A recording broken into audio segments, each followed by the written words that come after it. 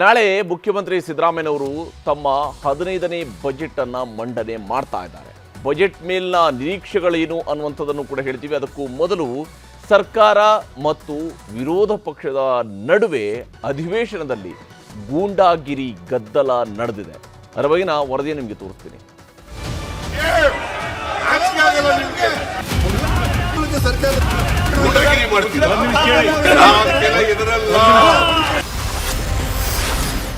ಬುದ್ಧಿವಂತರ ಕಲಾಪದಲ್ಲಿ ಗೂಂಡಾಗಿರಿ ಗದ್ದಲ, ಪರಿಷತ್ನಲ್ಲಿ ಸಿಎಂ ಪದ ಬಳಕೆಗೆ ಕೋಲಾಹಲ.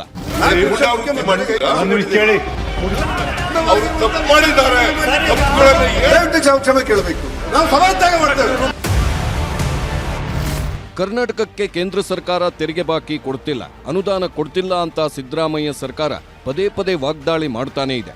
ರಾಜ್ಯಕ್ಕೆ ಅನ್ಯಾಯ ಮಾಡುತ್ತಲೇ ಇದೆ ಅಂತ ಇವತ್ತು ಸಿಎಂ ಸಿದ್ದರಾಮಯ್ಯ ಕರ್ನಾಟಕ ವಿಧಾನ ಪರಿಷತ್ ಕಲಾಪದಲ್ಲಿ ಚರ್ಚೆ ಶುರು ಮಾಡಿದ್ರು. ಯಾವ್ಯಾವ ರಾಜ್ಯಗಳಿಗೆ ಬಿಡುಗಡೆ ಆಗಿರೋ ಅನುದಾನ ಎಷ್ಟು ಅಂತ ಪಟ್ಟಿ ಇಟ್ಕೊಂಡು ಬಿಜೆಪಿಯನ್ನ ತರಾಟೆಗೆ ತೆಗೆದುಕೊಂಡ್ರು. ದೆಹಲಿ ಹೋರಾಟದ ಬಳಿಕ ಇದೀಗ ಬೆಂಗಳೂರಿನಲ್ಲಿ ವಿಪಕ್ಷ ಸದಸ್ಯರ ವಿರುದ್ಧ ಸಿಎಂ ಫುಲ್ ಗರಂ ಆದ್ರು. ಕೇಂದ್ರ ಸರ್ಕಾರ ಬಜೆಟ್ನಲ್ಲಿ 5,300 ಕೋಟಿ ರೂಪಾಯಿ ಅಪ್ಪರ್ ಭದ್ರಕ್ಕೆ ಕೊಡ್ತೀವಿ ಅಂತ ಹೇಳಿದ್ರು. ಕೇಂದ್ರ ಸರ್ಕಾರದ ಬಜೆಟ್ ಇವತ್ತಿನವರಿಗೆ 5,300 ಕೋಟಿ ರೂಪಾಯಿಗಳಲ್ಲಿ 1 ರೂಪಾಯಿನೂ ಬಂದಿಲ್ಲ. ನಾವು ಕೇಳ್ತಿದ್ವಿ. ನಾನು ಹೋಗಿ ನಿರ್ಮಲಾ ಸೀತಾರಾಮನ್ ಅವ್ರಿಗೂ ಕೂಡ ಭೇಟಿ ಮಾಡಿದ್ದೆ. ಆಮೇಲೆ ಜಲಸಂಪನ್ಮೂಲ ಸಚಿವರನ್ನು ಕೂಡ ನಾನು DK ಶಿವಕುಮಾರ್ ಅವರು ಇಬ್ಬರು ಭೇಟಿ ಮಾಡಿದ್ದು. 5,300 ಕೋಟಿ ರೂಪಾಯಿ ಕೊಡ್ಲಿಲ್ಲ. ಆಗಲ್ಲ ನಿಮ್ಗೆ. ಕರ್ನಾಟಕದ ಕನ್ನಡಿಗರಿಗೆ 7 ಕೋಟಿ ಕನ್ನಡಿಗರಿಗೆ ಬಿಜೆಪಿ ಕೇಂದ್ರ ಸರ್ಕಾರ ದ್ರೋಹ ಮಾಡ್ತಾ ಇದೆ. ಸಿದ್ದರಾಮಯ್ಯ ಹೀಗೆ ಆರೋಪ ಮಾಡ್ತಾ ಇದ್ದಾಗಲೇ ಬಿಜೆಪಿ ನಾಯಕರು ಮಧ್ಯೆ ಮಧ್ಯೆ ಎದ್ದು ಮಾತಾಡ್ತಿದ್ರು. ಸಿದ್ದರಾಮಯ್ಯರ ಪಿತ್ತ ನೆತ್ತಿಗೇರ್ತು. ನನ್ನ ಮಾತಿಗೆ ಅಡ್ಡಿ ಮಾಡಬೇಡಿ ಅಂತಾನೆ ಏಕಾಏಕಿ ಏನ್ ಗೂಂಡಾಗಿರಿ ಮಾಡ್ತೀರಾ, ಇದಕ್ಕೆಲ್ಲ ಹೆದರೋನಲ್ಲ ಅಂದುಬಿಟ್ರು. ಶುರುವಾಯ್ತು ನೋಡಿ ಗಲಾಟೆ. ಮುಖ್ಯಮಂತ್ರಿಗಳು ಕ್ಷಮೆ ಕೇಳಬೇಕಂತ ಬಿಜೆಪಿಯವರು ಗಲಾಟೆ ಎಬ್ಬಿಸಿದ್ರು. ಕ್ವಶನ್ ಉತ್ತರ ಕೊಡ್ತಾ ಇದ್ದೀನಿ. ಕ್ವಶನ್ ಕೇಳಿದ್ದಾರೆ, ನಾನು ಉತ್ತರ ಕೊಡ್ತಾ ಮುಗಿಸಿದ ಮೇಲೆ ಬೇಕಾದ್ರೆ ಕ್ಲಾರಿಫಿಕೇಶನ್ ಕೇಳಲಿ. ಈಗ ಮಧ್ಯದಲ್ಲಿ ಎದ್ಬಿಟ್ಟು ಗಲಾಟೆ ಮಾಡಿದ್ರೆ ಗೂಂಡಾಗಿರಿ ಮಾಡ್ತೀರಾ? ಎದುರಲ್ಲ,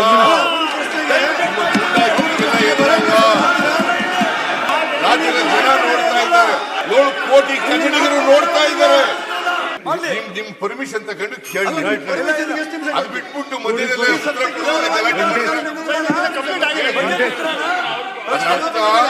ಅದರ ಅರ್ಥ ಅವರು ತಪ್ಪು ಮಾಡಿದ್ದಾರೆ, ತಪ್ಪುಗಳನ್ನು ಹೇಳ್ಬಾರದು ಅಂತೇಳಿ ಗಲಾಟೆ.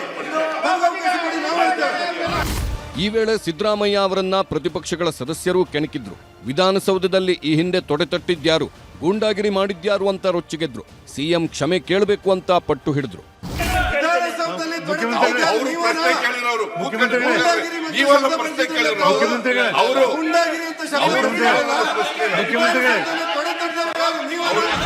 ಕೊನೆಗೆ ವಿಧಾನ ಪರಿಷತ್ ಕಲಾಪವನ್ನೇ ಬಿಜೆಪಿಯವರು ಬಹಿಷ್ಕರಿಸಿದ್ರು. ಬಿಜೆಪಿಯವರ ಜೊತೆ ಜೆಡಿಎಸ್ನವರು ಸಭಾತ್ಯಾಗ ಮಾಡಿದ್ರು. ಈ ಸದನದ ಸದಸ್ಯರನ್ನ ಕೊಂಡಗಳಂತೇಳಿ ಕರೆದ್ರು, ಚೀತು ಅಂತೇಳಿ ಉಗಿದ್ರು. ಅವ್ರ ಮನಸ್ಸಿಗೆ ನೋವಾಗಲಿಲ್ಲ ಅನ್ನುವ ಕಾರಣಕ್ಕೆ ನಾವು ಸಭಾತ್ಯಾಗ ಮಾಡ್ತೇವೆ. ಮುಖ್ಯಮಂತ್ರಿಗಳು ನಿಮ್ಮ ಬಾಯಿಂದ ಇಂಥ ಒಂದು ಅನ್ಪಾರ್ಲಿಮೆಂಟರಿ ಪದಬಳಕೆ ನಾವು ನಿರೀಕ್ಷೆ ಮಾಡಿರಲಿಲ್ಲ. ಅದರಿಂದ ನೀವು ಏನೋ ಒಂದು ಉದ್ವೇಗದಲ್ಲಿ ಈ ಭಾಷೆಯನ್ನ ಹೇಳಿದ್ದೀರಾ. ಇದನ್ನು ನೀವು ವಾಪಸ್ ತಗೊಂಡು ಒಂದು ವಿಷಾದವನ್ನ ವ್ಯಕ್ತಪಡಿಸಿ ಅಂತೇಳಿ ಯಾವುದೇ ಕಾರಣಕ್ಕೆ ಮಾತಾಡಕ್ಕೆ ಅವಕಾಶನೇ ಕೊಡದೆ ಆ ವರ್ತನೆಯನ್ನ ಮೆರೆದಿದ್ದಾರೆ. ಅದರಿಂದ ನಾವು ಇವತ್ತು ಸಭಾತ್ಯಾಗ ಮಾಡಿದ್ವಿ. ಕೇಂದ್ರದಿಂದ ರಾಜ್ಯಕ್ಕೆ ಆಗ್ತಿರೋ ಅನ್ಯಾಯದ ಬಗ್ಗೆ ಪರಿಷತ್ನಲ್ಲಿ ಗದ್ದಲ ಏರ್ಪಟ್ಟಿರೋವಾಗಲೇ ವಿಧಾನಸಭೆಯಲ್ಲಿ ಬಿಜೆಪಿ ಪರ ನಿಂತರು ಕುಮಾರಸ್ವಾಮಿ.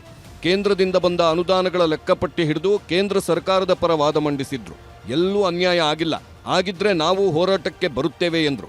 ಅದಕ್ಕೂ ಮೊದಲು ಆಗಿರೋ ಅಂಕಿಅಂಶದ ಲೆಕ್ಕ ಕೊಡಿ ಎಂದು ಸರ್ಕಾರಕ್ಕೆ ಕುಮಾರಸ್ವಾಮಿ ಸವಾಲೆಸೆದ್ರು. 15ನೇ ಹಣಕಾಸು ಆಯೋಗದಲ್ಲಿ 2.5% ಅವಕಾಶ ನೀಡಿದ್ದಾರೆ. ಇದು ಎಲ್ಲಾ ರಾಜ್ಯಗಳಿಗೆ ಅನುಕೂಲ ಮತ್ತು ಪ್ರೋತ್ಸಾಹ ಕೊಡತಕ್ಕಂಥ ಅಂಶ.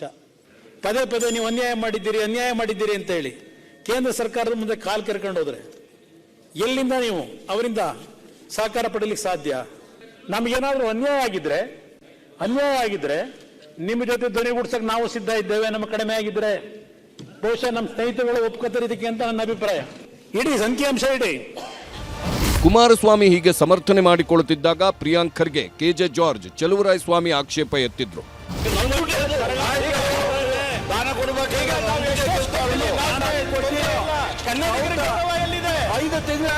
ಕೇರಳ ಅಸೆಂಬ್ಲಿ ರೆಸಲ್ಯೂಷನ್ ಮೂವ್ ಮಾಡಿದ್ದಾರೆ. ಕೇಂದ್ರದಿಂದ ಬಂದ ಅನುದಾನದ ಬಗ್ಗೆ ಅನ್ಯಾಯ ಅನ್ನೋ ನೀವು ಗ್ಯಾರಂಟಿಗಳನ್ನ ಕೊಟ್ಟು ಏನ್ ಸಾಧನೆ ಮಾಡಿದ್ರಿ ಎಂದು ಪ್ರಶ್ನಿಸಿದ್ರು ಕುಮಾರಸ್ವಾಮಿ. ಕೊಡ್ತಿರೋ 2,000 ರೂಪಾಯಿ ಹಸಿದ ಹೊಟ್ಟೆಗೆ ಅರಕಾಸಿನ ಮಜ್ಜಿಗೆಯಂತೆ ಎಂದು ಕಿಚಾಯಿಸಿದ್ರು. ನೀವು 2,000 ರೂಪಾಯಿ ಕೊಟ್ರಿ. 2,000 ರೂಪಾಯಿನಲ್ಲಿ ಆ ರೈತನಿಗೆ ಅವನು ಬೆಳೆದಂತ ನಷ್ಟಕ್ಕೆ ಅದೇನೋ ಗಾದೆ ಮಾತು ಹೇಳ್ತಾರಲ್ಲ, ಮಜ್ಜಿಗೆ ಇದೇನೋ ಗಾದೆ ಮಾತು, ಅರಕಾಸಿನ ಹೊಟ್ಟೆಗೆ ಅರಕಾಸಿನ ಮಜ್ಜಿಗೆನೇನು. ಅಧ್ಯಕ್ಷರ, ಇಲ್ಲಿ ಆ 4,000 ರೂಪಾಯಿ ಹಿಂದಿನ ಸರ್ಕಾರದಲ್ಲಿ ಏನು ಕೊಡ್ತಾ ಇದ್ರು, ಅದಾದರೂ ಕೊಟ್ಟಿದ್ರೆ ಸ್ವಲ್ಪ ಉಸಿರಾಡ್ತಿದ್ದೇನೋ ರೈತ. ಅದನ್ನು ನೀವು ತೆಗೆದುಹಾಕಿದ್ರೆ. ಇಷ್ಟೆಲ್ಲದರ ಮಧ್ಯೆ ವಿಧಾನಸಭೆಯಲ್ಲಿ ಗದಗದಲ್ಲಿ ವೈದ್ಯರೊಬ್ಬರು ಆತ್ಮಹತ್ಯೆ ಮಾಡಿಕೊಂಡಿದ್ದಾರೆ. ಮರಳು ದಂಧೆಕೋರರ ಕಿರುಕುಳಕ್ಕೆ ನೊಂದು ಡೆತ್ ನೋಟ್ ಬರೆದಿಟ್ಟು ಆತ್ಮಹತ್ಯೆ ಮಾಡಿಕೊಂಡಿದ್ದಾರೆ. ಮರಳು ದಂಧೆಯ ರೇಟ್ಗಳ ಬಗ್ಗೆ ಸರ್ಕಾರ ಆಡ್ ಕೊಟ್ಟಿದೆ, ಈಗ ರೇಟು ಎಷ್ಟಿದೆ ಅಂತ ನೀವೇ ಹೇಳಬೇಕು ಅಂತ ಸರ್ಕಾರಕ್ಕೆ ಎಚ್ಡಿಕೆ ವಾಗ್ದಾಳಿ ನಡೆಸಿದ್ರು. ಗದ್ದಲ ಗಲಾಟೆ ಮಧ್ಯೆ ಪರಿಷತ್ ಕಲಾಪ ಮತ್ತು ವಿಧಾನಸಭೆ ಕಲಾಪ ನಾಳೆಗೆ ಮುಂದೂಡಿಕೆಯಾಗಿದೆ.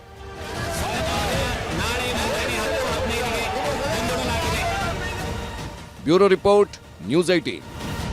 ಕನ್ನಡಿಗರ ಮೆಚ್ಚಿನ ನಿಮ್ಮ ನ್ಯೂಸ್ 18 ಕನ್ನಡ ಈಗ ವಾಟ್ಸ್ಆಪ್ನಲ್ಲಿಯೂ ಲಭ್ಯ.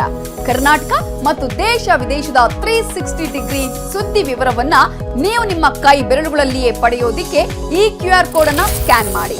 ನಮ್ಮ ಚಾನೆಲ್ ಅನ್ನ ಫಾಲೋ ಮಾಡಿ, ನೋಟಿಫಿಕೇಶನ್ ಆನ್ ಮಾಡಿ.